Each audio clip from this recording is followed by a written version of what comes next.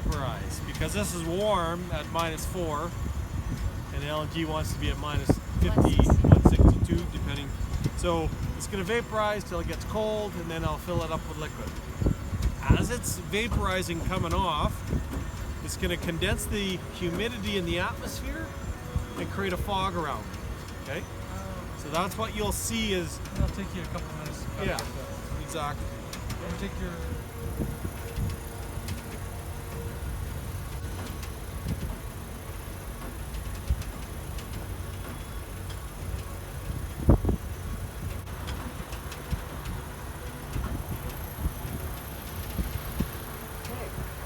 Really cold in there, Dan.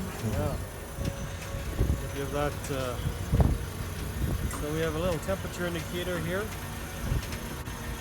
So the one thing that we talked about is that if I had pure methane and I was in Vancouver, that'd be -62.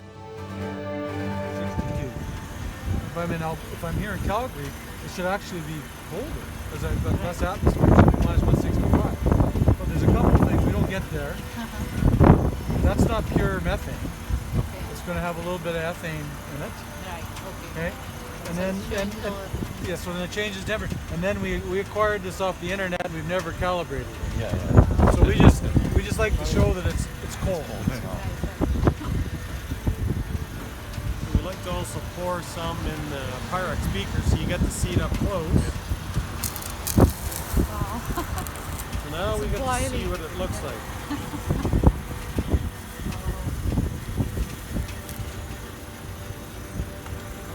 So what's happening here now is exactly the same as when I filled the specialized cryogenic storage vessel. Is it boils until there's a layer of insulation around the Pyrex beaker where it actually goes to a little bit of a simmer now. So you can just see it. It's a little bit of a simmer versus an aggressive boil.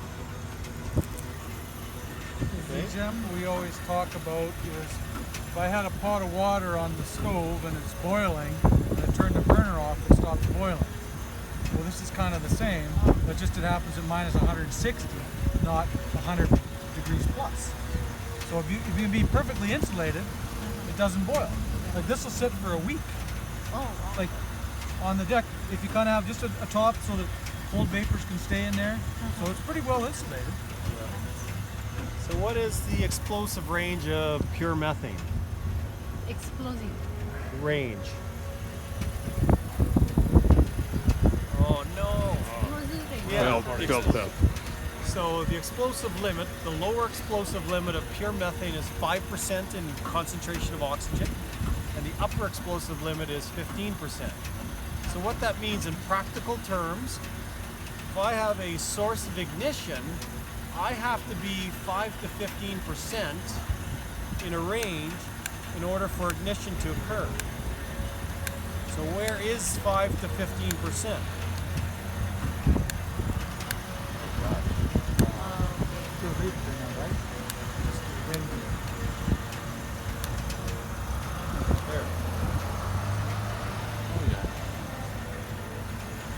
Wow. It burns like a candle.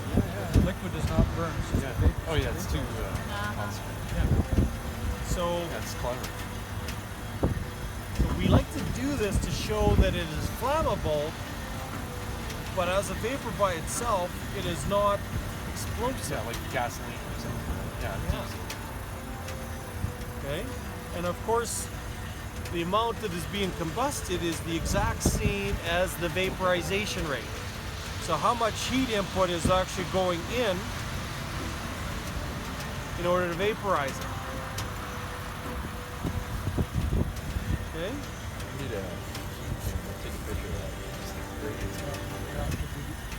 that. I still can't believe that a beaker doesn't crack. Yeah, I thought, That blows my Pyrex. mind. You should send this to Pyrex. You guys make good beakers. So the other thing we like to do is do a little. So who do we call to clean that up? Yeah, exactly. Clean what up? Okay, so we like to do that for a couple reasons. If you had a carrier, a trailer, and it gets a leak in it, or it turns over and has a hole in it, and leaks it on the ground, what will happen is this.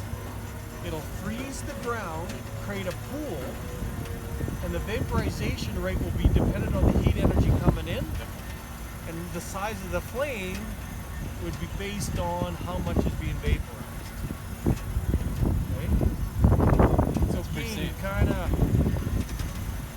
Now, what happens if we have a leak here? Just freeze the top surface a little bit, Just, just a yeah. small area. Exactly. The surface will be, yeah. Bit weak. Exactly.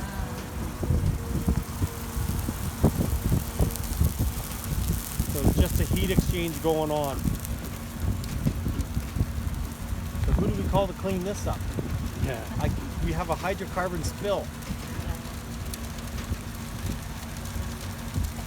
Yeah, I guess the issues are the cryogenics, right? Like, I guess it spills and lands That on a is tube. the hazard. It's a cryogenic liquid. So there's a 600 to 1 expansion ratio from the liquid to the vapor phase, right?